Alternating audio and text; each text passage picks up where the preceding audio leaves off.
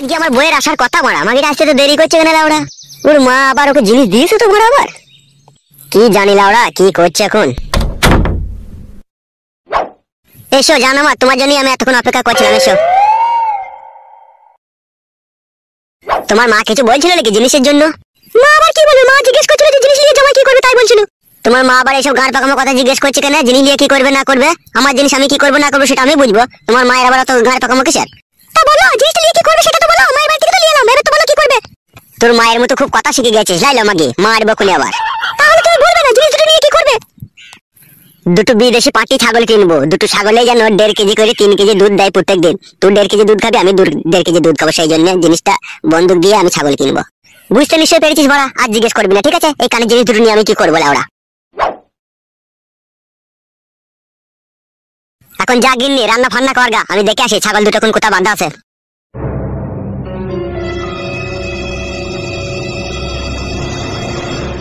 কাটা কুকুর বেটার মনের মতি করতে আমার ভালো ঠেকলো না। জিনিসটাকে নিয়ে কি যে করবে কি জানি। উল্টো পাল্টা যদি কিছু করে বুঝবে কেমন অশান্তি ঝগড়া লাগাবো আমি। আমার নাম শিপালি। কাটা কুকুর বেটা মানুষকে একটু শান্তি দেয় না। জিনিস দুটো নিলে তো বেরিয়ে দিল কাটা কুকুর বেটা। যাই কাটা কুকুর বেটা যদি 440 চাপাই গালে এসে খাবে কি কাটা কুকুর বেটা? কাটা কুকুর বেটা যন্ত্রণা ছাড়া আর কিছু দিল না আমাকে ও কাটা কুকুর বেটা।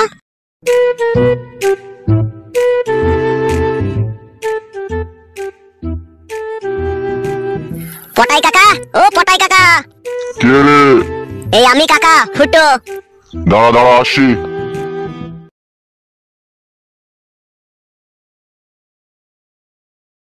কি হয়েছে রে লাউড়া, এত চিল্লাচিল্লি করছিস কেন বাড়ির ভিতরে ঢুকে? এই কানের এই সোনার জিনিস দুটো কাকা আমি একবারে পার্মানেন্টলি বিক্রি করে দিতে চাই। তাই নাকি ভুদা? হ্যাঁ কাকা। পুরো সোনার জিনিস তো লাউড়া, না সোনার পানি দিলেই চিসবে? কি জি বলো কাকা তুমি? জগজিন তোমার বইয়ের কানে থেকে খুলে আনলাম এই জিনিস, আমার শাশুড়ি দিয়েছিল। আচ্ছা ঠিক আছে, কত টাকা নিবি বল? 25,000।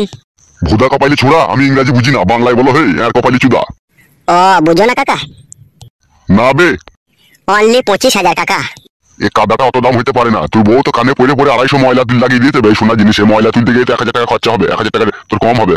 কি জি বলো কাকা তুমি? সোনার জিনিসও আবার ময়লা? এই নে ধর বাড়া, তোর জিনিস তুই নিয়ে যা বাড়া, আমি লোবো নাই বাল। বেশ বেশ বেশ কাকা, লাও লাও লাও 1,000 কম দেবা, দাও লাও 26,000 টাকায় দাও লাও। এখানে দাঁড়া বাড়া তুই, আমি ঘর থেকে টাকা নিয়ে আসছি। ওকে কাকা যাও। ওকে মানে কি বে? ওকে তাও বুঝো না কাকা, মারা কি কাকা রে মারা? তার মানে ঠিক আছে যাও, তুমি টাকাটা নিয়ে এসো সেটাই বললাম। আমার সামনে লাউড়া কখনো ইংরাজি বলবি না। আমি সকালে উঠে লাউড়া ভিজে ভাত আর কলাই সানা খাই। লাউড়া আমি ইংরাজি বুঝি না বাড়া। ঠিক আছে কাকা, আর কোনোদিনও বলবো না, ভুল হয়ে গেছে, টাকাটা এনে দাও তুমি। দাঁড়া এখানে তুই, আনছি টাকা আমি।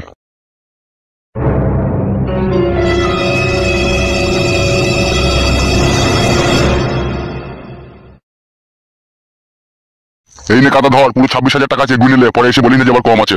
দাও কাকা, তোমাকে আমি বিশ্বাস করি, তোমাকে আবার এইসব কথা আমি কখন এসে বলতে পারি খেপা লোক? দাও। আর তোর বইয়ের কানে জিনিস বিক্রি করে দিলি, আর এতগুলো টাকা নিয়ে তুই কি করবি কি বে? সে আর তোমাকে শুনতে হবে না কাকা, কি করব না করব। ঠিক আছে লাউড়া, বলতে হবে না, কিন্তু পরে এসে আর কিন্তু জিনিস কিন্তু ফেরত পাবি না বলে দিলাম তোকে আমি। ওকে বস, আর ফেরত দিতে হবে না। আবার ইংরাজি লাউড়া ছিল, তোকে মানে কলম না লাগবে। গলতি हो गई কাকা, সরি।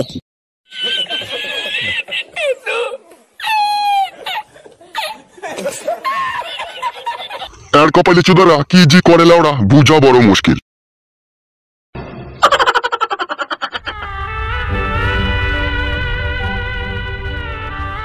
কি ব্যাপার কি জান, তোমার এই অবস্থা কি করে হলো শোনা? আমার স্বামী আমাকে খেলিয়েছে। তাই নাকি জান? শালা খানকির ছেলে এত বড় সাহস, তোমাকে মেরেছে? এই দেখো জান, আমার বইয়ের কানের জিনিস বন্দুক দিয়ে তোমার জন্য আমি মোবাইল কিনে এনেছি। আমার আর মোবাইল দরকার নেই, মোবাইল তুমি তোমার কাছে রাখো। কেন আমার জান তুমি মোবাইল নেবে না কেন? তুমিই তো বলেছিলে মোবাইল নেবো। তখন বলেছিলাম, তখন বুঝতে পারিনি আমার সংসারের মধ্যে এরকম অশান্তি ঝগড়া হবে। তখন আমি ভেবেছিলাম যে ফোনটাকে নিয়ে আমি তোমার সাথে পার্সোনাল ভাবে কথা বলবো, কিন্তু এরকম ঝগড়া শুনতে হবে আমি তো কখনো ভাবতে পারিনি। ফুটো, তুমি যদি সত্যি মনে প্রাণে আমাকে ভালোবেসে থাকো তাহলে তুমি আমাকে বিয়ে করে নাও। আমি আর আমার বুড়ো ভাতারের ভাত আর খাবো না, ওর ভাত খেতে গিয়ে আমার জীবন চলে পড়ে যাচ্ছে। কি হয়েছে তুমি আমাকে খুলে বলো তো। যেদিনকে তুমি আমার সাথে দেখা করতে যাও আমাদের বাড়িতে, আমার স্বামী তো চলে এলো, দুজনকে একসাথে এক জায়গায় দেখলো। তারপরে ওখান থেকে তুমি চলে আসার পরে আমার স্বামী আমাকে ঘরের ভিতরে গিয়ে খুব খেলিয়েছে, এত খেলিয়েছে আমার মাথা চুলগুলোকে টেনেছে রে। কি আর বলবো, সবার ছোট ছোট চুল ছিঁড়ে আমার রায় দেয়নি, ঘরের ভিতরে গিয়ে সে কি নোংরামো করে আমাকে যা তা ভাবে করলো।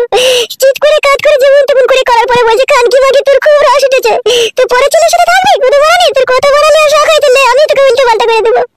সে যেমন তেমন করে যা তা করে বলে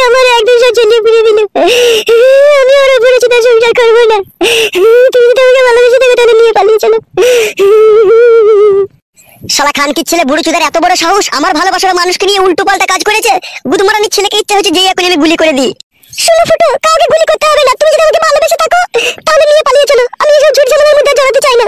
শোনো জান, আমি তোমাকে নিয়ে গ্রাম থেকে চলে যাব, ঠিক আছে? কিন্তু আমি যেখানে থাকবো তোমাকেও গিয়ে কিন্তু সেখানে থাকতে হবে। তুমি তো বুঝতে পারছো আমি গ্রাম থেকে তোমাকে নিয়ে চলে গেলে আর আমি গ্রাম ঢুকতে পারবো না। কেন গ্রাম ঢুকতে পারবে না তুমি? ঢুকতে পারবো, কিন্তু এখন সঙ্গে সঙ্গে ঢুকতে পারবো না। 2-6 মাস কেটে যাওয়ার পরে তখন আমি ঢুকতে পারবো। ঠিক আছে, তাই হবে। 2-6 মাস পরে আসবো তো কি আছে। শোনো জান, কালকে রাত্রি 9টার সময় ভাটপাড়ার গলিতে, ঠিক আছে? আমি তোমার জন্য ওখানে অপেক্ষা করব। তুমি চলে আসবে, ঠিক আছে? তোমাকে নিয়ে আমি নন্দীগ্রাম চলে যাব, আমার মাসির বাড়ি। তোমার মাসির বাড়িতে গিয়ে কোনো অসুবিধা হবে না তো? কোনো অসুবিধা হবে না, বিধবা মাসি আমার, ছেলে স্বামী কেউ নাই কো, ও একাই থাকে বাড়িতে। ঠিক আছে, তাই হবে। আর তোমার স্বামীর যদি কোনো টাকা পয়সা জমানো থাকে, ঠিক আছে, গুদমানি ভাইয়ের সাথে তো তুমি তো সংসার করবাই নাই, যা কিছু থাকবে সব লাঠিয়ে নিয়ে চলে আসবা। ঠিক আছে, তাই হবে। তুমি এখন বাড়ি যাও, তুমি এখানে আর বেশিক্ষণ দাঁড়িয়ে থেকো না। কালকে রাত্রি 9টার সময় তোমার সাথে আমার সেইখানে দেখা হবে, ঠিক আছে? ভাটপাড়ার গলিতে, ওইখান থেকে ডাইরেক্ট চলে যাবো আমরা। ঠিক আছে, তাই হবে। যাও, তুমি এখন বাড়ি যাও, আমি এদিকে একটু ব্যবস্থা করে নিই।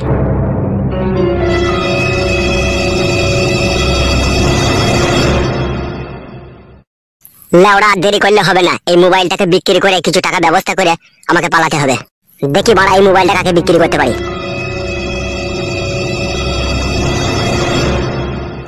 বুঝলে নান্টুদা, আমার আরব যাওয়ার ভিসা হয়ে গেল। সে কি কথা রে, তোর পাসপোর্ট ছাড়াই ভিসা হয়ে গেল? আসলে নান্টুদা, কথা হচ্ছে কি, ভিসার যে মেন অফিসটা রয়েছে না, ওখানে একটা ম্যাডাম থাকে। আর ওই ম্যাডামের সাথেই আমার অনেক দিন থেকে একটু ইটির চলছে।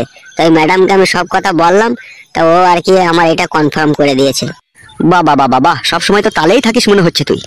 তালে না থাকলে হবে নান্টুদা, এখন যা দিন সময় পড়েছে তালেই থাকতে হবে, তালে থেকেই বেল ভাঙতে হবে।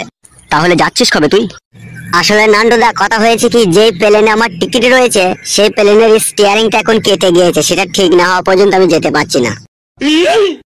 প্লেনে লাউড়া স্টিয়ারিংও থাকে মারা, এটা তো কখনো আগে শুনিনি। কি করে শুনবে নান্টুদা, তুমি তো প্লেনেই কোনোদিনও চাপুনি। দাদা, ও দাদা। হ্যাঁ বলো, কি বলবে? বলছি দাদা, এই মোবাইলটা আমি বিক্রি করে দেবো, মোবাইলটা কিনবে?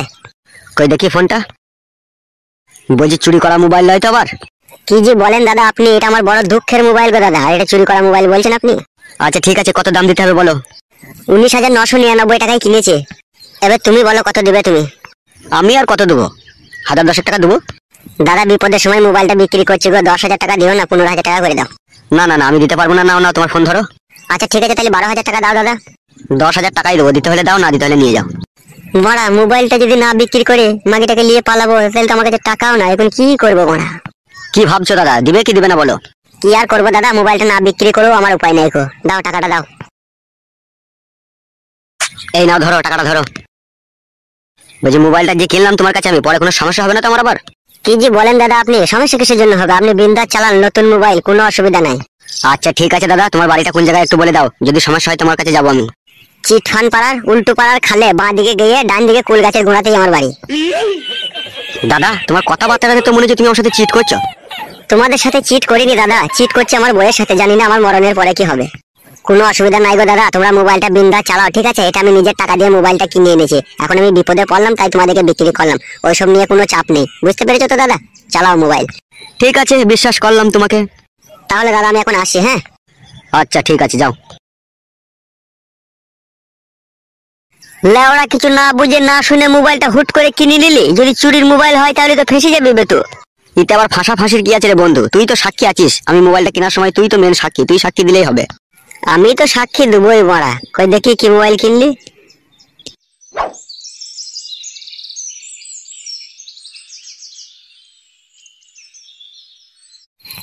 রাত্রি 8টা 9টা বাজতে গেল, কোন ঢেমনি সায়াতলা ঢুকিয়েছে কি করে বলবো, কাদা কুকুর বেটা।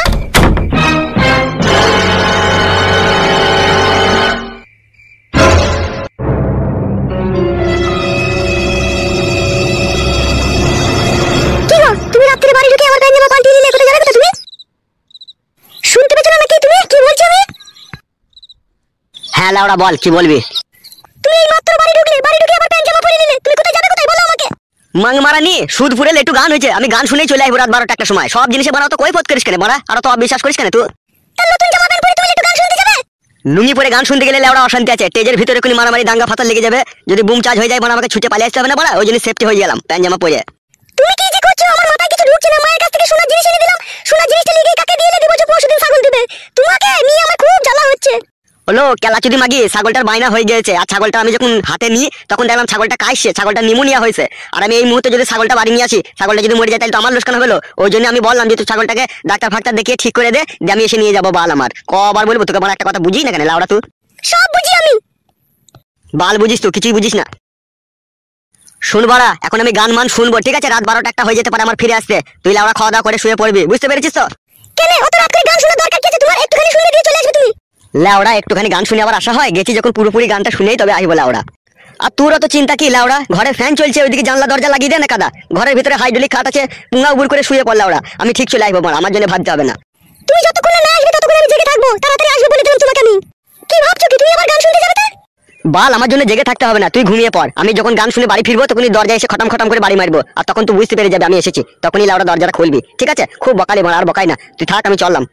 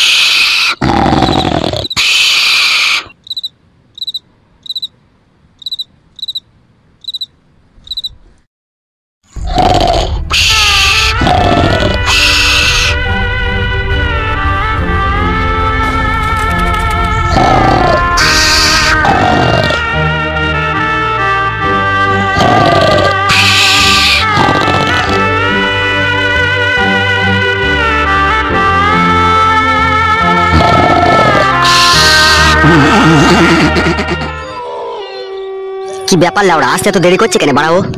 ওর স্বামী আবার ধরে ফেললো না তো বাড়া? এসো জান, আমি তখন থেকেই তোমার জন্যই অপেক্ষা করছি। এসো, চলো জান, আর দেরি করো না। ফুটো, তোমাকে আমি একটা কথা বলবো ফুটো।